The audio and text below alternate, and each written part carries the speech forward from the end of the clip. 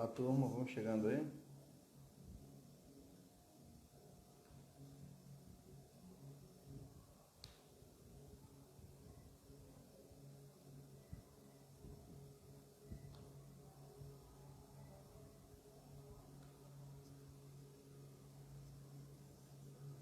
Guardar a turma chegar aí para a gente começar a nossa aula de hoje.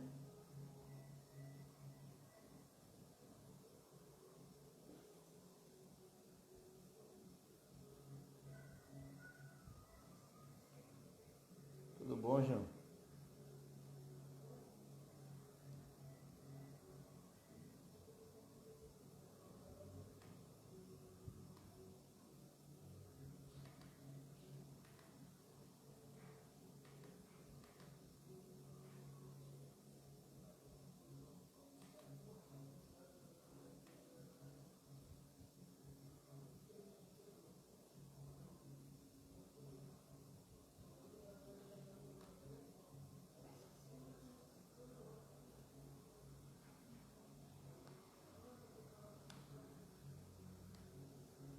Olá, tudo bem, graças a Deus.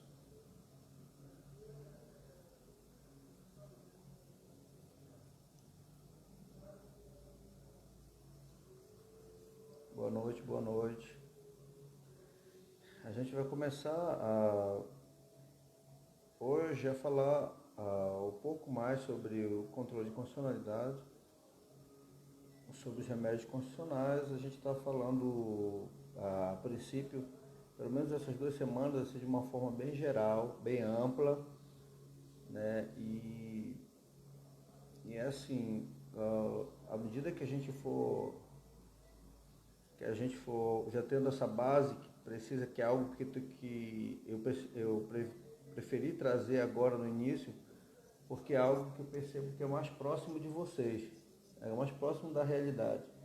Eu quis, na realidade, ponderar um pouco as coisas para alguns que estão começando agora também com a gente no curso, não ficarem muito perdidos, né? Então, assim, falar de alguns remédios constitucionais, falar sobre controle constitucional, sobre constitucionalidade formal, né, constitucionalidade material, é algo que está mais próximo tanto do pessoal que chegou agora, né, quanto daqueles que já estão caminhando um pouco.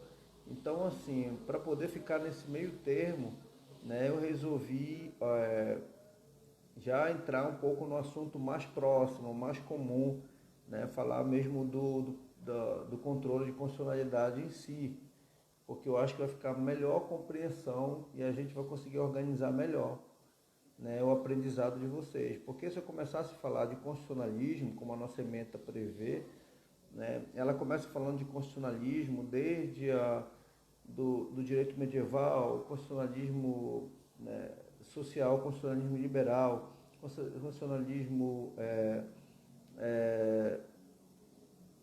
contemporâneo e tal. Então, assim, a gente vai voltar um pouco nessa carga teórica lá para frente, mas nesse primeiro momento, para que vocês se ambientem mais com o curso e com a disciplina, eu achei mais interessante já falar de algo que está mais próximo, né?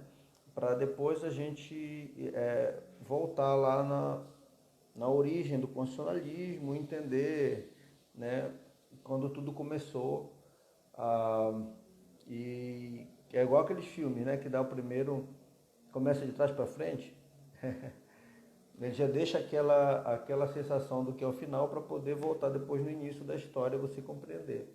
Então, estou trabalhando mais ou menos assim, né, para poder ficar um aprendizado melhor, né? Eu acho que vocês compreendem dessa forma. A gente falou na aula passada que, quando começamos, fizemos aquela distinção entre o que seria recepção, o Instituto da Recepção, o Instituto do Controle de Constitucionalidade, né? Então a gente percebeu, e vocês também aprenderam, que a recepção ela só acontece quando se tem uma nova Constituição, né? Uma nova Constituição, e se tem uma lei anterior àquela Constituição. Então, com base em alguns pressupostos, né, que seria justamente a questão dessa lei estar vigente, no período dela estar em conformidade com a Constituição, que é o parâmetro da época dela, né? Dela não ter vícios de material, nem vício formal, ou seja, dela estar plenamente em vigor, né? Ela estando plenamente em vigor e a matéria não contrariando o novo texto constitucional, ela pode ser recepcionada por esse novo texto constitucional, né? Se ela contrariar, se ela não estiver vigente, se ela não preencher esses pressupostos, automaticamente ela não é recepcionada por esse novo texto constitucional e ela será revogada, tá? Será revogada.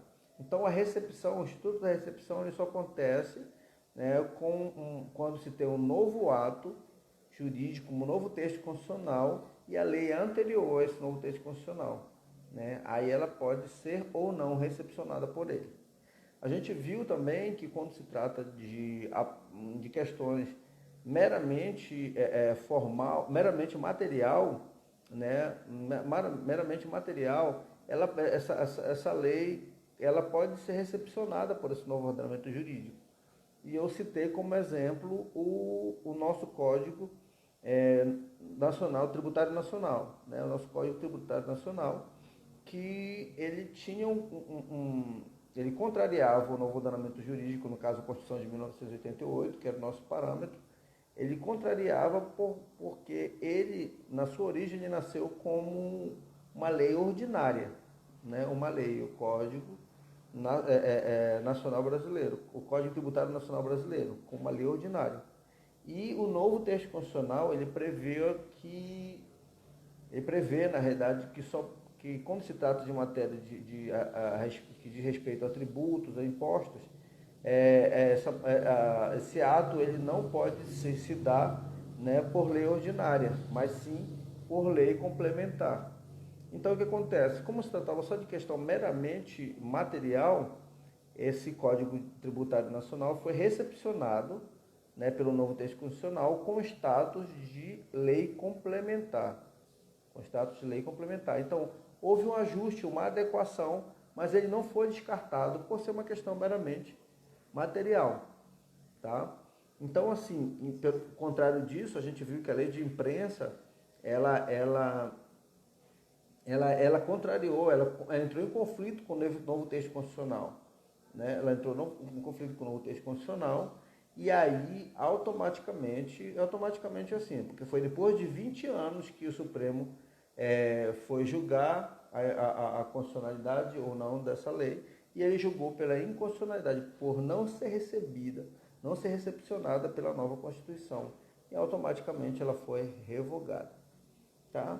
Então, o que eu quero que vocês fixem é o seguinte: o Instituto da Recepção, existe um novo ordenamento jurídico, tá? E a lei é anterior a esse novo ordenamento jurídico e está vigente, né, debaixo, tudo em conformidade com a Constituição da sua época.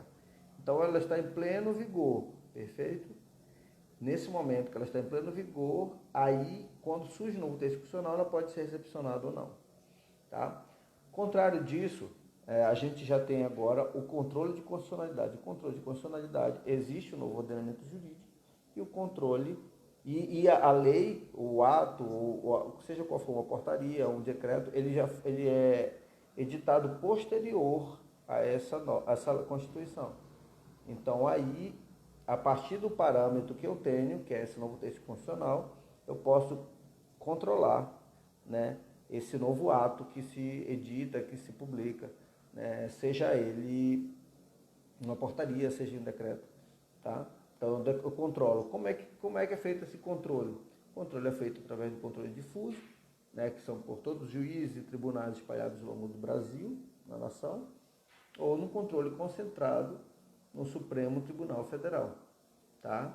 Então, o que eu quero que vocês definam para isso, ponham em mente, é a questão do marco, né? Recepção, primeiro tem um ato, novo ato constitutivo, uma Constituição, e a lei é anterior a esse ato. Controle de constitucionalidade, eu tenho um novo ato constitutivo, uma nova Constituição, e tudo aquilo que vier para frente se submete ao novo parâmetro que é o texto constitucional. Perfeito? Fechado, essa é a nossa compreensão, que a gente já fez 2 aulas falando sobre isso, né? a gente vai compreender um pouco o que eu falei aí de controle, de constitucionalidade formal, de constitucionalidade material, né? Falei que é um dos pressupostos para que haja a recepção de uma norma, né, pelo novo texto constitucional, que ela esteja ajustada, moldada, tanto formal quanto materialmente, né? Então, assim, para estar em conformidade material e formal, a gente vai entender um pouco sobre o que é isso, né? E para isso a gente tem que compreender qual a diferença entre constitucionalidade formal e constitucionalidade material, tá? E eu já digo para vocês que isso é simples de entender, tá? Não é tão complexo. A constitucionalidade formal diz respeito à forma, né, da produção de um ato normativo, de uma lei, né, ou de um decreto, seja qual for, né? E a constitucionalidade material, ela diz respeito à obediência do conteúdo da lei ao conteúdo da Constituição, né? Vocês lembram que eu falei do Código Tributário, né, que é de 1966, que ele foi recepcionado pela Constituição de 1988, tá? Mas ele tinha uma contrariedade material, meramente material. Por quê? Porque ele era uma lei ordinária e o novo texto constitucional disse que quando se tratasse de matéria tributária ou de imposto, seja que for, se daria por lei complementar. Então a gente percebe que existia uma divergência aí meramente material, né?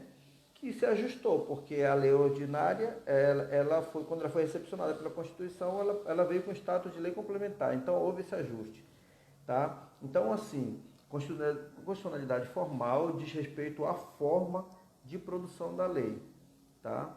A principal ideia para a gente compreender a constitucionalidade formal é saber que existe um processo previsto na própria Constituição para a produção de leis, chamado processo legislativo, ok? Então a própria Constituição ela prevê, ela traz um rito formal, ela diz como é que se dá, quem é que tem competência para isso, quem é que tem competência para aquilo, né? Então ela já traz no seu próprio texto constitucional um processo previsto, né, para a produção dessas leis. Então, assim, esse processo é chamado de processo legislativo, né? E se não houver observância a esse processo, haverá automaticamente uma inconstitucionalidade formal. Por quê? Porque não está obedecendo o texto da Constituição no que diz respeito à forma daquele processo, ao rito daquele processo, né? Então, assim, essa situação do processo legislativo, ele abrange o rito para a tramitação, né, do projeto de lei. Por exemplo, exige um quórum determinado para alguns tipos de leis, né? Existe uma quantidade de pessoas que tem que estar ali presente, de representantes do povo, para que haja aprovação de uma lei, né? E esse motivo, né, é um motivo que leva, às vezes, grande demanda ao Supremo Tribunal Federal, demandas de leis, principalmente estaduais, que são consideradas inconstitucionais, porque não obedecem esses critérios, né? E principalmente no que diz respeito à iniciativa, tá? Porque nem sempre, por exemplo, a lei pode trazer um conteúdo de acordo com a Constituição, tudo bonitinho, belezinha, mas a iniciativa, quem tinha a legitimidade para iniciar aquele processo, não era legítimo, não foi cumprido esse rito formal, né? Esse rito formal, conforme a Constituição previa. Então a gente vai tratar um pouquinho sobre essa iniciativa, né? Então, assim, existem determinadas matérias, né, das quais o processo legislativo somente pode ser iniciado, por exemplo, pelo chefe do executivo, né? Como cobrança de tributos, o regime jurídico de servidores públicos. Então, nesse caso aqui, esse caso é um exemplo bem claro, né? Então, por exemplo, só organizando para a gente compreender. Quando se trata de iniciativa, é aquele que tem legitimidade, segundo o texto da Constituição, para começar um processo, para criar uma lei, para editar uma lei, tá? Aquele que tem legitimidade. Então, por exemplo, no que diz respeito, no meu exemplo aqui, a cobrança de tributos, ao regime jurídico de servidores públicos, isso é competência de quem? Do chefe do Poder Executivo, tá? Então, nesses casos, se o projeto de lei começa por iniciativa do Poder Legislativo, né, nós teremos o quê? Uma inconstitucionalidade formal. Por quê? Porque ele é incompetente. A própria Constituição diz que quando se trata de matéria de regime jurídico de servidores públicos de cobrança de tributo, a competência é do chefe do Poder Executivo. Então, se o Poder Legislativo dá início à tramitação dessa norma, dessa lei, o processo já traz um vício desde a sua origem. Tá? Ele já traz um vício formal desde a sua origem. Uma outra situação de constitucionalidade formal diz respeito à competência legislativa prevista na Constituição. Por exemplo, e aqui eu quero que você pegue o seu texto constitucional para analisar juntamente comigo. O artigo 22 da Constituição, estabelece quais matérias são de competência legislativa privativa da União. Quais matérias? Vê lá comigo no artigo 22 para você ler.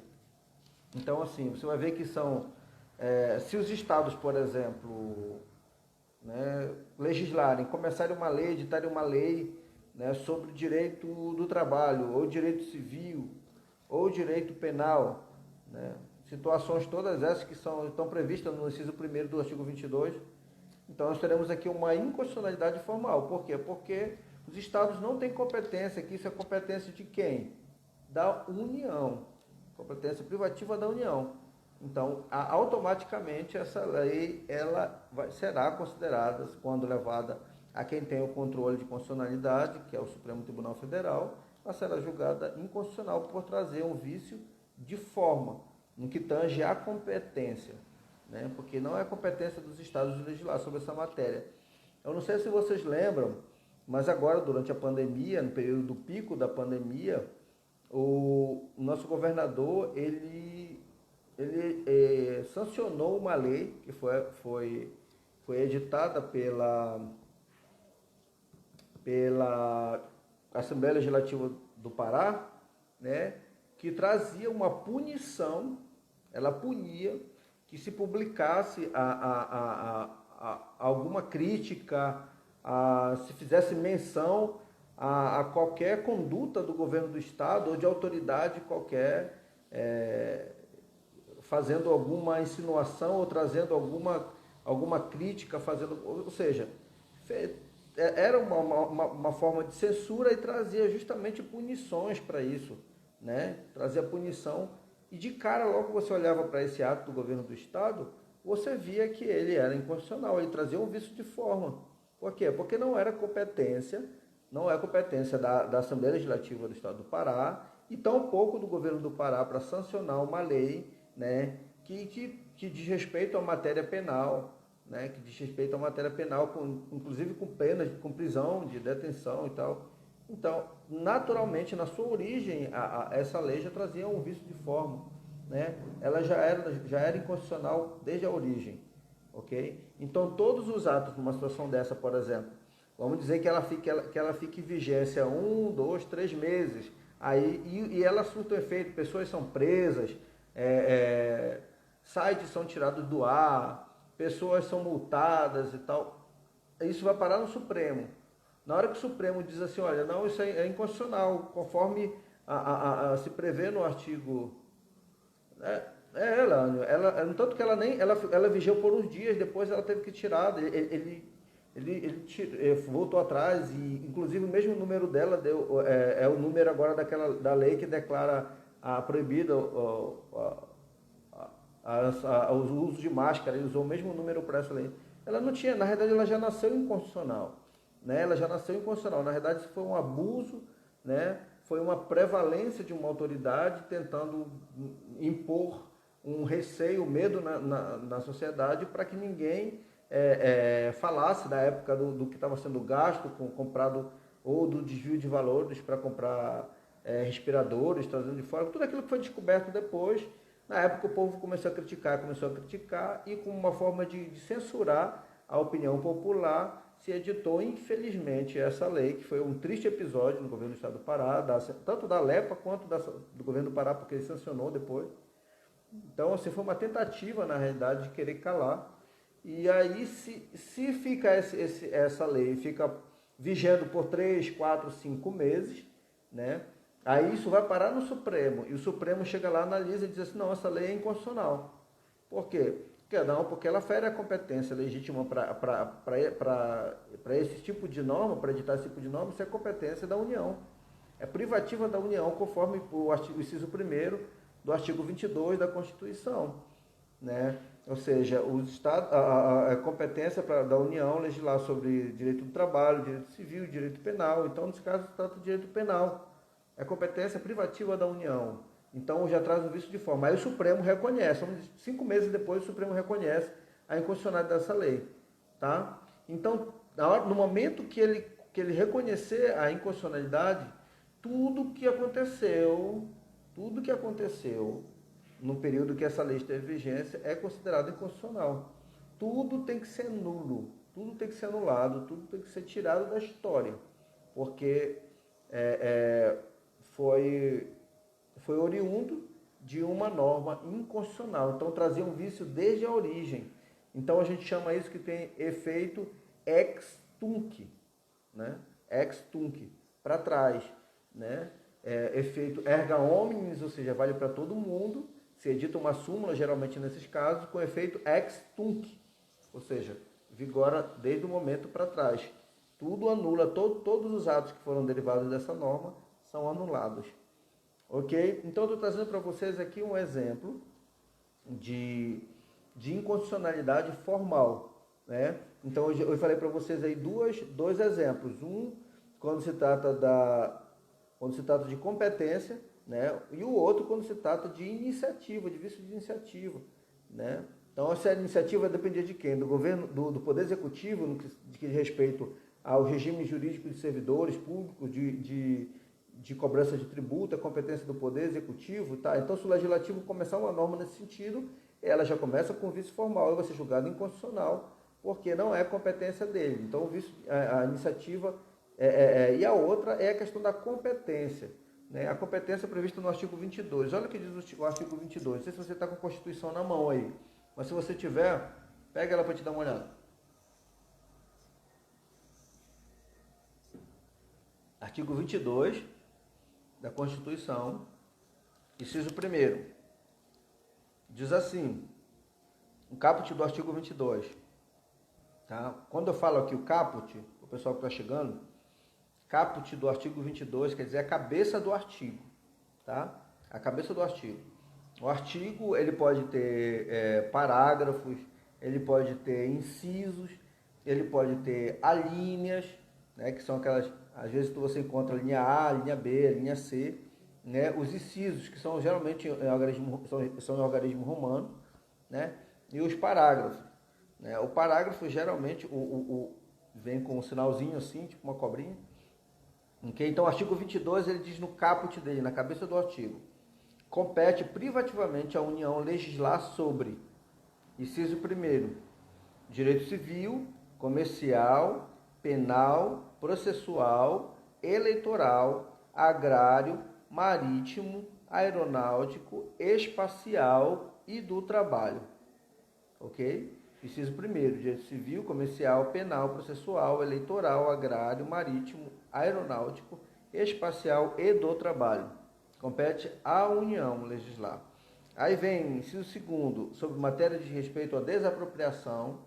Inciso 3º, sobre requisições civis e militares em casos de iminente perigo e em tempo de guerra. Inciso 4º, águas, energia, informática, telecomunicações e radiodifusão. Inciso 5º, serviço postal.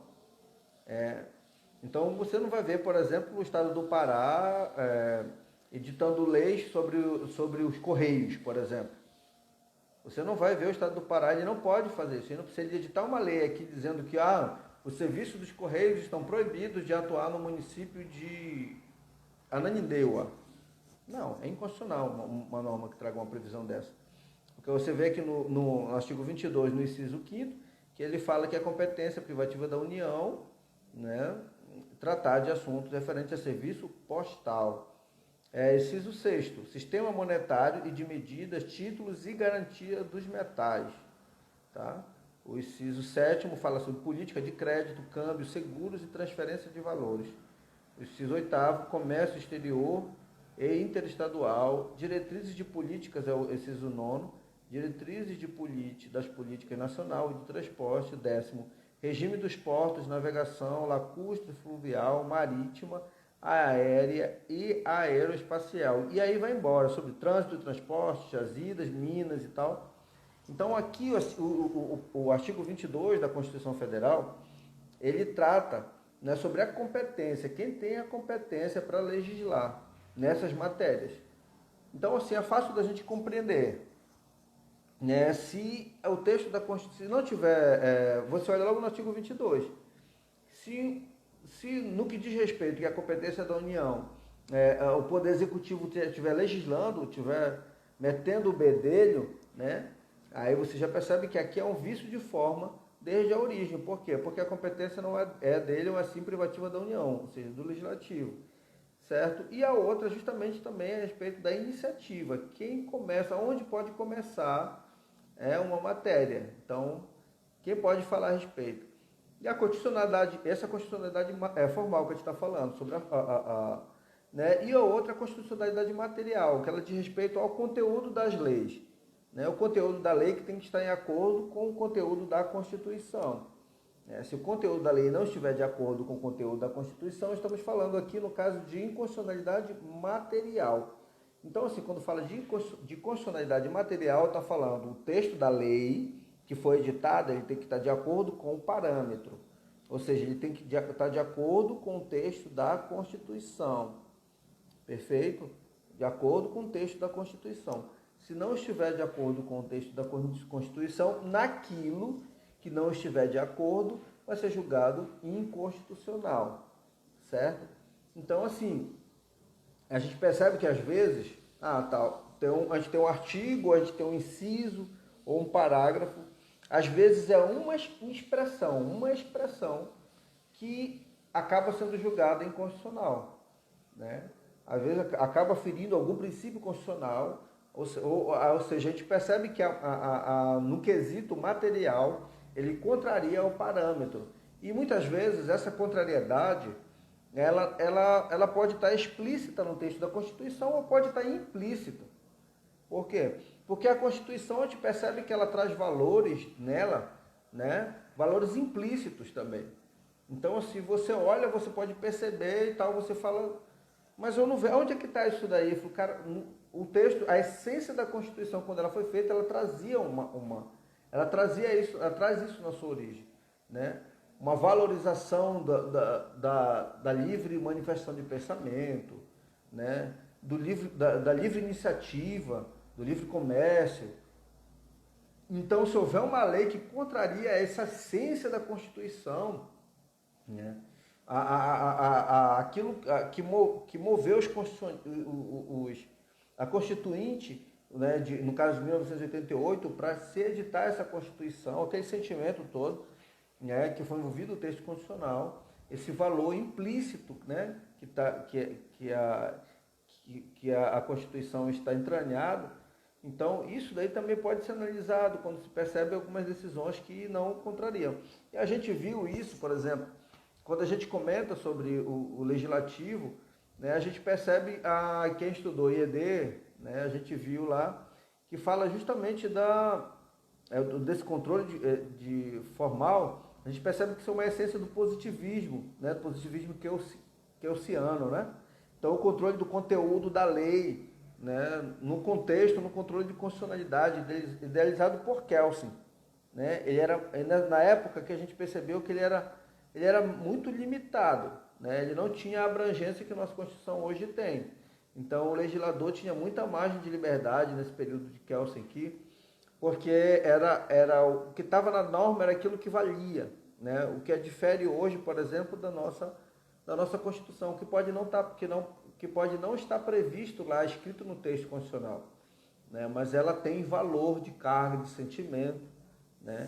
Então a gente percebe muito. A inconstitucionalidade formal, ela por desobediência ao processo legislativo, né, era uma situação tranquila de observar. mas no que diz respeito ao aspecto material, ao aspecto do conteúdo, né, apenas eram considerados inconstitucionais naquele Estado, que a gente percebeu antes da nossa Constituição, por exemplo, as leis que violassem claramente regras contidas na Constituição.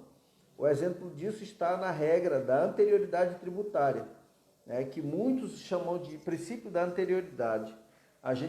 Essa questão da tributária é bem interessante, está no artigo 150, inciso 3º, a linha B da Constituição. Um tributo somente pode ser cobrado no ano seguinte ao da lei que o tenha criado, né? Essa é uma regra de precisão matemática, embora o pessoal chame de princípio, né? Se uma lei instituir um imposto e determinar sua cobrança naquele mesmo ano, ela é materialmente inconstitucional. Isso aqui é muito interessante da gente analisar. Artigo 150, inciso 3º, a linha B, que fala sobre a instituição, a criação de normas tributárias, e fala sobre o princípio da anterioridade. Deixa eu ver bem aqui para a gente...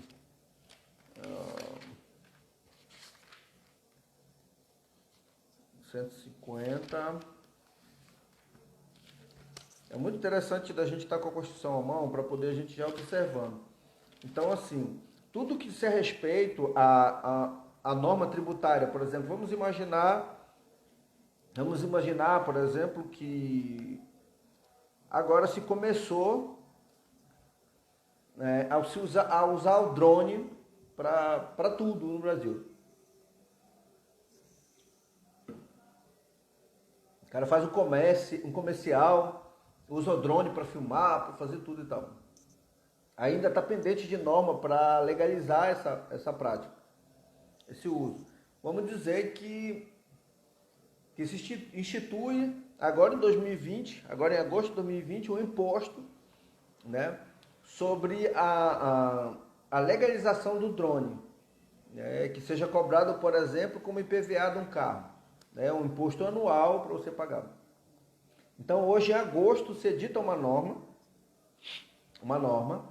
tá? Essa norma, esse imposto, se for editado agora em 2020, ele não vai poder ser cobrado nesse ano, por conta do princípio da anterioridade. Ele só vai poder ser cobrado a partir do ano que vem. Ok? É isso que diz o artigo 150, inciso 3º, a linha B. Vamos ler bem aqui. Cadê? Artigo 50. Diz assim: o caput diz: sem prejuízo de outras garantias asseguradas ao contribuinte, é vedado à União, aos Estados, ao Distrito Federal e aos municípios, inciso 3º, cobrar tributos, a linha B, no mesmo exercício financeiro em que haja sido publicada a lei que os instituiu ou aumentou. Então, tanto seja uma lei que cria um tributo, quanto uma lei que majora o tributo, que aumenta esse tributo, essa alíquota do tributo. Então, se houver esse aumento, vamos dizer, se agora seja sancionada uma lei, agora em agosto desse ano, aumentando o tributo ou criando um tributo específico, tá?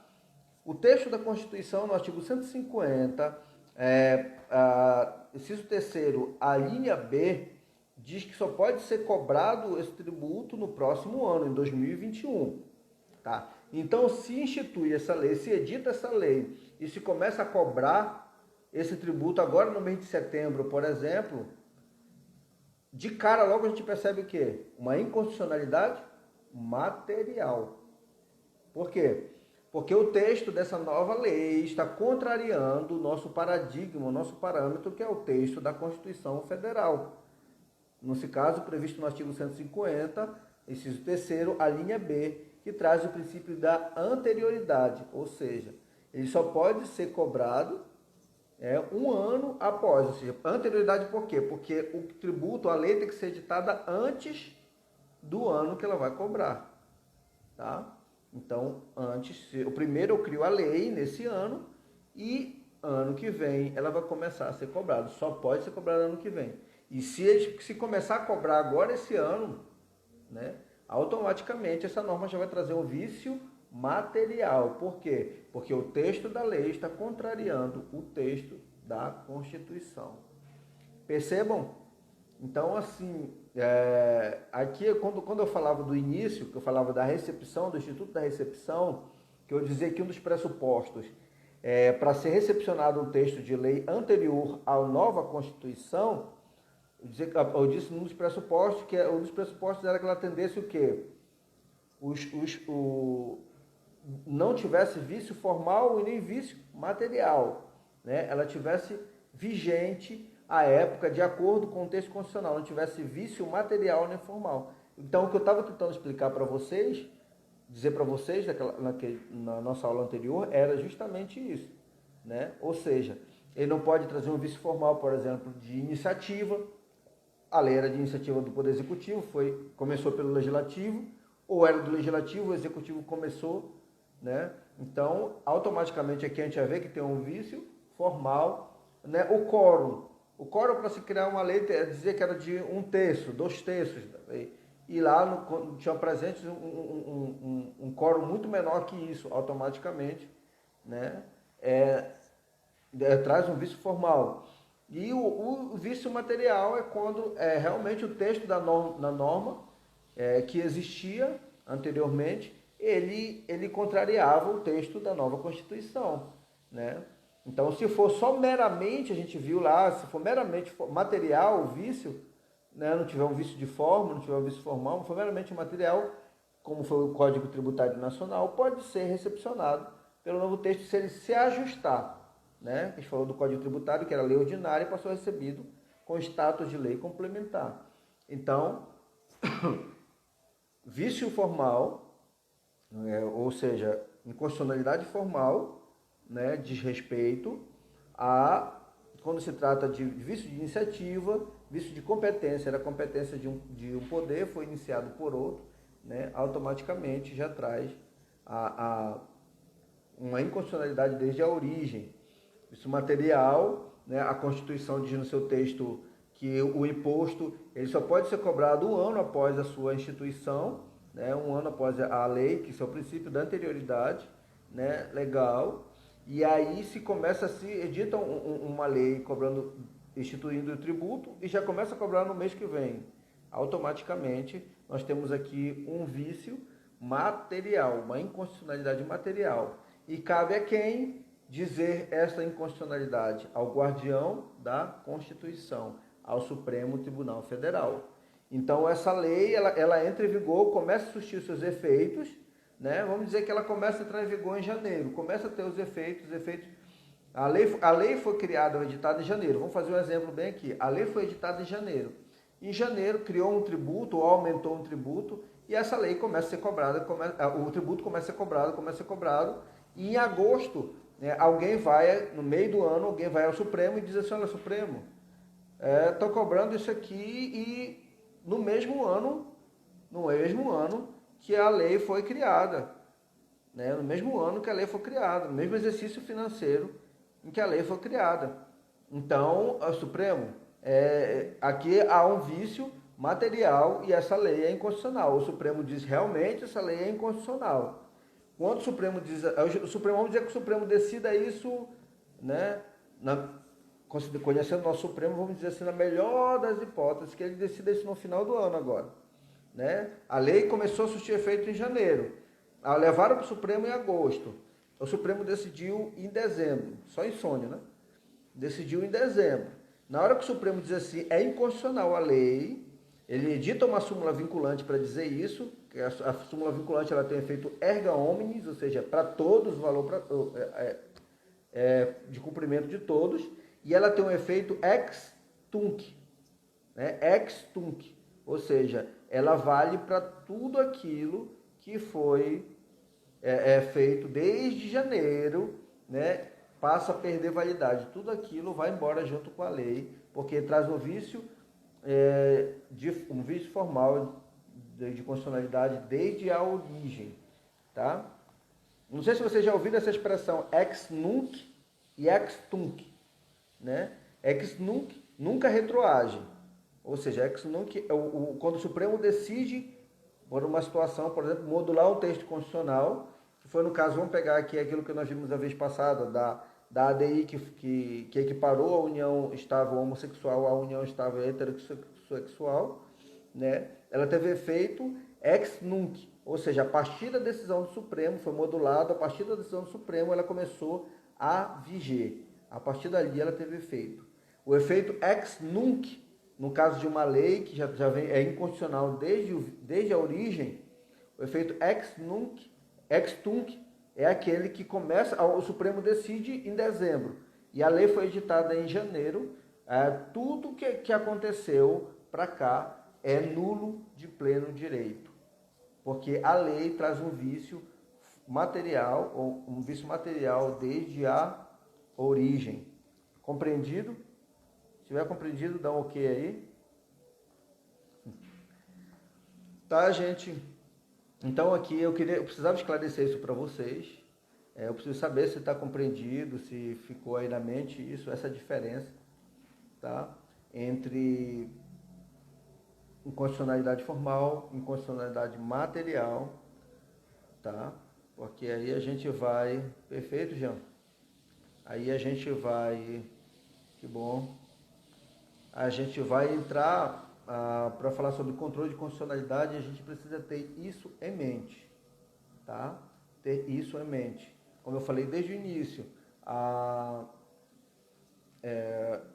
falei sobre recepção, Instituto da Recepção, justamente para que vocês tenham essa noção. Porque eu só posso falar de recepção quando eu tenho uma nova Constituição e a lei é anterior a essa Constituição e ela está regular, ela está vigente, está de acordo com a Constituição da sua época, não traz vício formal, não traz vício material. E eu falo de controle de constitucionalidade quando eu tenho um novo ato constitutivo, uma nova Constituição, que é o meu parâmetro, e a lei é editada posteriormente a esse ato. Aí eu posso ter controle de constitucionalidade, que ele acontece de duas formas, vocês lembram? Controle difuso, que é tanto pelos tribunais, né, primeira e segunda instância, né, e diversas jurisdições, os tribunais, quanto o controle concentrado de constitucionalidade, né, que eu falo aqui especificamente sobre o Supremo Tribunal Federal. A ele cabe esse controle de constitucionalidade. Fechou? Perfeito, então? Tá, deixa eu ver se a gente aborda mais alguma coisa aqui ou se a gente deixa para a nossa próxima aula. Tá? Nós temos 9 minutos aqui para fechar o Instagram. Aqui eu acho que não vale a pena a gente começar. Tá? Mas eu já queria que vocês dessem uma lida para a nossa próxima aula no artigo 5º, anotem aí, artigo 5º da Constituição Federal. Eu quero que vocês leiam para amanhã a gente já está na agulha. Tá? A gente vai falar amanhã de remédios constitucionais, tá? A gente vai falar de HC, de habeas corpus, habeas datas, mandado de segurança, mandado de injunção e ação popular. Perfeito? Eu quero que vocês leiam, releiam, façam anotações sobre o artigo 5º, o artigo 5º, a começar do inciso 78, eu acho que é isso, que eu sou terrível esse negócio de algarismo romano. 78, 79, 8, ou é 68, 69, sabe lá. Deixa eu ver bem aqui.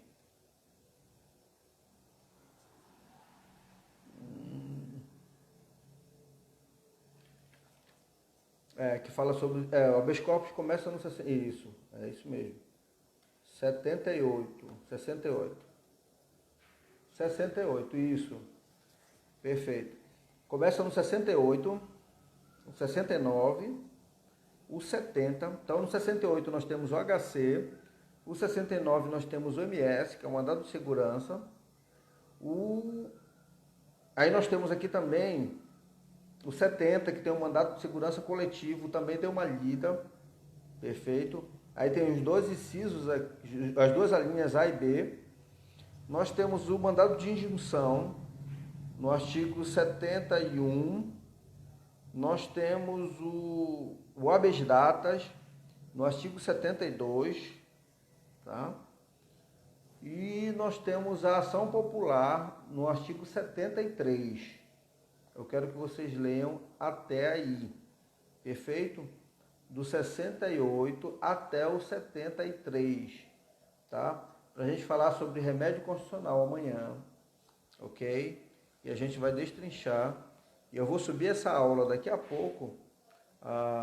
E eu quero que vocês dêem uma lida para poder estar também na agulha essa questão do controle, questão do vício de forma, do vício material, né? Ou seja, da inconstitucionalidade material e da inconstitucionalidade formal, tá? Que vai servir de base para toda a nossa disciplina.